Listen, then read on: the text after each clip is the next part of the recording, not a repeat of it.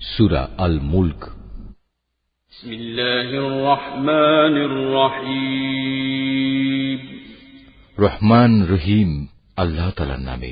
কত মহান সেই পূর্ণময় সত্তা, যার হাতে রয়েছে আসমান জমিনের যাবতীয় সার্বভৌমত্ব।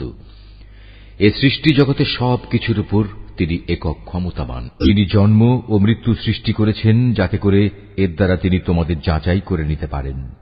কর্মক্ষেত্রে কে এখানে তোমাদের মধ্যে বেশি ভালো, তিনি সর্বশক্তিমান, তিনি অসীম ক্ষমাশীল। তিনি 7 মজবুত আসমান বানিয়েছেন, পর্যায়ক্রমে একটার উপর আরেকটা তিনি স্থাপন করেছেন। অসীম দয়ালু আল্লাহ তাআলার এই নিপুণ সৃষ্টির কোথাও কোনো খুঁত তুমি দেখতে পাবে না। আবার তাকিয়ে দেখো তো, কোথাও কি তুমি কোন রকম অসঙ্গতি কিংবা ফাটল দেখতে পাও? অতঃপর তোমার দৃষ্টি ফেরাও নভমণ্ডলের প্রতি। দেখো, আর একবারও তোমার দৃষ্টি ফেরাও, দেখবে তোমার দৃষ্টি ব্যর্থ ও ক্লান্ত হয়ে তোমার দিকেই ফিরে আসবে।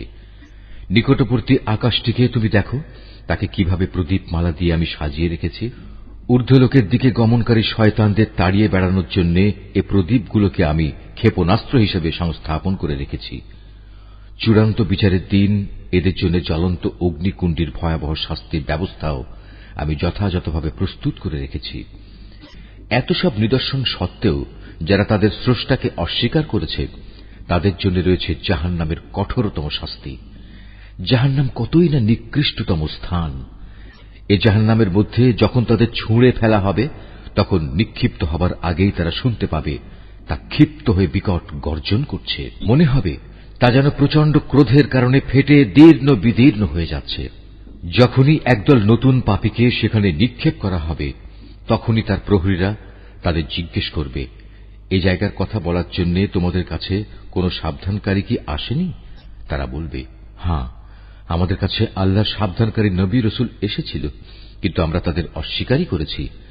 আমরা তাদের বলেছি এ দিন সংক্রান্ত কোনো কিছুই আল্লাহ তাআলা নাজিল করেননি, বরং তোমরা নিজেরাই চরম বিভ্রান্তিতে ডুবে আছো। তারা বলবে, কত ভালো হতো যদি সেদিন আমরা নবী রাসূলদের কথা শুনতাম এবং তা অনুধাবন করতাম, তাহলে আজ আমরা জ্বলন্ত আগুনের বাসিন্দাদের মধ্যে গণ্য হতাম না।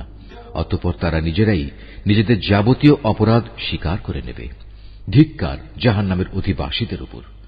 অপরদিকে সেসব সৌভাগ্যবান মানুষ যারা নিজেরা চোখে না দেখেও তাদের সৃষ্টিকর্তাকে ভয় করেছে, নিঃসন্দেহে তাদের জন্য রয়েছে আল্লাহ তাআলার পক্ষ থেকে ক্ষমা ও মহাপুরস্কার। তোমরা তোমাদের কথাবার্তাগুলো লুকিয়ে রাখো কিংবা তা প্রকাশ করো, আল্লাহর কাছে এর উভয়টাই সমান, কারণ তিনি মনের ভেতর লুকিয়ে রাখা বিষয় সম্পর্কেও সম্যক ওয়াকিবহাল। তিনি কি সৃষ্টি সম্পর্কিত যাবতীয় বিষয় জানবেন না, যিনি এর সবকিছু বানিয়েছেন? বস্তুত আল্লাহ তাআলা অত্যন্ত সূক্ষ্মদর্শী এবং সর্ববিষয়ে সম্যক জ্ঞাত। তিনি সেই মহান সত্তা, যিনি ভূমিকে তোমাদের অধীন করে দিয়েছেন।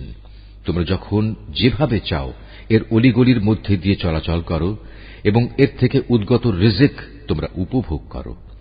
মনে রেখো, একদিন তোমাদের সবাইকে তাঁর কাছেই ফিরে যেতে হবে। তোমরা কি নিজেদের নিরাপদ ভাবছ মহাশক্তিধর আকাশের মালিক আল্লাহ তাআলার কাছ থেকে? তিনি কি তোমাদের সহ ভূমণ্ডলকে গেঁড়ে দেবেন না? এমনি অবস্থা যখন দেখা দেবে, তখন তা ভীষণভাবে কম্পমান হবে। অথবা তোমরা কি নিশ্চিত আকাশের অধিপতি আল্লাহ তাআলা তোমাদের উপর প্রস্তর নিক্ষেপকারী এক প্রচন্ড বায়ু প্রবাহিত করবেন না? এমন দিন আসবে এবং তোমরা সেদিন অবশ্যই জানতে পারবে কেমন ভয়াবহ হতে পারে আমার সাবধান বাণী উপেক্ষা করা। তাদের আগেও যারা আমার সাবধান বাণী মিথ্যা প্রতিপন্ন করেছে, দেখো কেমন ছিল তাদের প্রতি আমার আচরণ। এসব লোকেরা কি তাদের মাথার উপর দিয়ে উড়ে যাওয়া পাখিগুলোকে দেখে না? কিভাবে এরা নিজেদের পাখা মেলে রাখে, আবার এক সময় তা গুটিয়েও নেয়। তখন পরম দয়ালু আল্লাহ তাআলাই এদের মহাশূন্যে স্থির করে রাখেন। হ্যাঁ, একমাত্র আল্লাহ তাআলাই, তিনি তার সৃষ্টির ছোট বড় সব কিছুই দেখেন।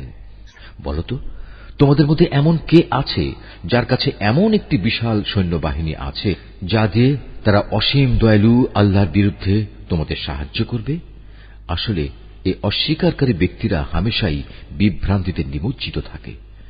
যদি তিনি তোমাদের জীবিকার উপকরণ সরবরাহ বন্ধ করে দেন, তাহলে এখানে এমন দ্বিতীয় আর কে আছে যে তোমাদের পুনরায় রিজিক সরবরাহ করতে পারবে? এ সত্ত্বেও এরা আল্লাহ তাআলার বিদ্রোহ এবং গোঁড়ামিতে অবিচল হয়ে রয়েছে। যে ব্যক্তি জমিনের উপর দিয়ে উপুড় হয়ে মুখে ভর দিয়ে চলে সে ব্যক্তি অধিক পরিমাণে হেদায়েত প্রাপ্ত, না যে ব্যক্তি জমিনে স্বাভাবিকভাবে সঠিক পথ ধরে চলে সে বেশি হেদায়েত প্রাপ্ত? হে নবী, তুমি এদের বলে দাও, হ্যাঁ, তিনি তোমাদের পয়দা করেছেন, তিনি তোমাদের শোনার ও দেখার জন্য কান এবং চোখ দিয়েছেন, আরো দিয়েছেন চিন্তা করার মতো একটি অন্তর। কিন্তু তোমরা খুব কমই এসব দানের কৃতজ্ঞতা আদায় করো। এদের আরো বলো, তিনি এ ভূখণ্ডে তোমাদের সর্বত্র ছড়িয়ে রেখেছেন। আবার একদিন চারদিক থেকে তাঁরই সম্মুখে তোমাদের সবাইকে জড়ো করা হবে।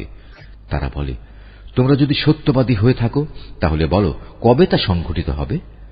তুমি এদের বলো, এ তথ্য তো একমাত্র আল্লাহ তাআলার কাছেই রয়েছে, আমি তো একজন সুস্পষ্ট সাবধানকারী মাত্র। যখন সত্যি সত্যি এ প্রতিশ্রুতিটি তারা সংঘটিত হতে দেখবে যারা দুনিয়ার জীবনে অস্বীকার করেছিল, তখন তাদের সবার মুখমণ্ডল বিকৃত হয়ে যাবে এবং তাদের তখন বলা হবে, এ হচ্ছে সেই মহাধ্বংস যাকে তোমরা চ্যালেঞ্জ করতে। তুমি বলো, তোমরা কি একথা ভেবে দেখেছ, আল্লাহ তাআলা যদি আমাকে এবং আমার সঙ্গী সাথীদের ধ্বংস করে দেন কিংবা ধ্বংস না করে তিনি যদি আমাদের উপর দয়া প্রদর্শন করেন, সবই হবে তাঁর ইচ্ছাধীন।